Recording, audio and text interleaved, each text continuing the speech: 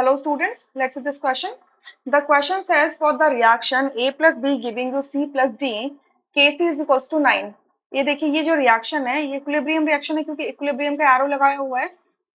अच्छा और यहाँ पे Kc भी लिख दिया, Kc लिखा हुआ है 9 है इसके लिए। मतलब इक्विलिब्रियम कांस्टेंट निकालोगे in terms of partial in terms of sorry concentration, C मतलब concentration, molar concentration.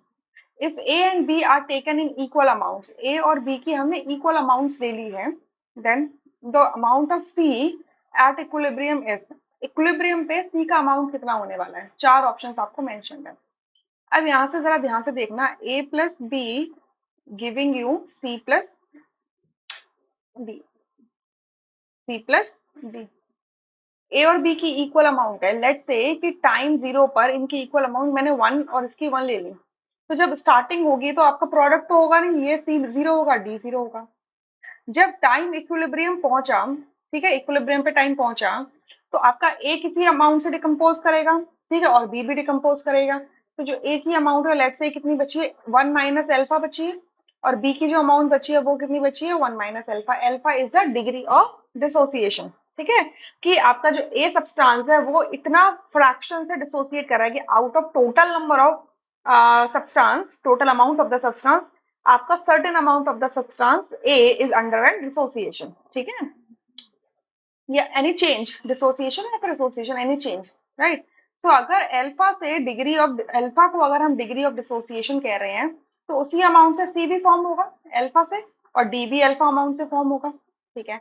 So at equilibrium पे हम केसी लिख सकते हैं। केसी क्या होगा, कॉन्सेंट्रेशन ऑफ सी की पावर 1, क्योंकि इनका कोफिशिएंट 1 है, कॉन्सेंट्रेशन ऑफ डी की power 1, concentration of A divided by concentration of A multiply concentration of B. देखिए ए बी सी डी सबका कोफिशिएंट क्या है, स्टोइचियोमेट्रिक कोफिशिएंट 1 है, तो उनकी पावर भी 1 आ जाएगी, ठीक है। तो इक्विलिब्रियम पे कॉन्सेंट्रेशन ऑफ सी और डी क्या है, अल्फा इंटू अल्फा, तो अल्फा स्क्वायर हो जाएगा। और इक्विलिब्रियम पे ए और बी की कॉन्सेंट्रेशन क्या है, 1 माइनस अल्फा है, तो हो जाएगा 1 माइनस अल्फा का होल स्क्वायर, ठीक है। और हमें के सी की वैल्यू दी है 9, so it is equals to, मैं 9 कर दूं। अब अगर मैं इसको फर्दर सॉल्व करूं, मैं इसको यहाँ पर सॉल्व कर लेती हूँ, that alpha upon 1 minus alpha, इसको मैं ऐसे होल स्क्वायर लिख दूं, it is equals to 9। Alpha upon 1 minus alpha it is equals to 3।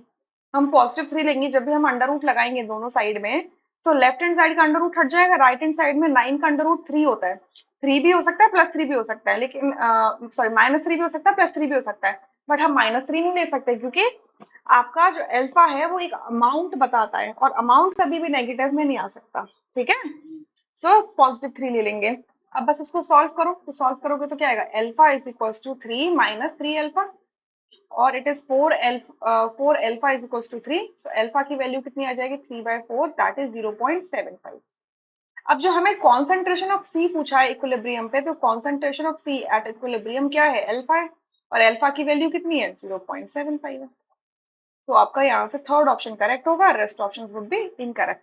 I hope you understood this question really very well, thank you.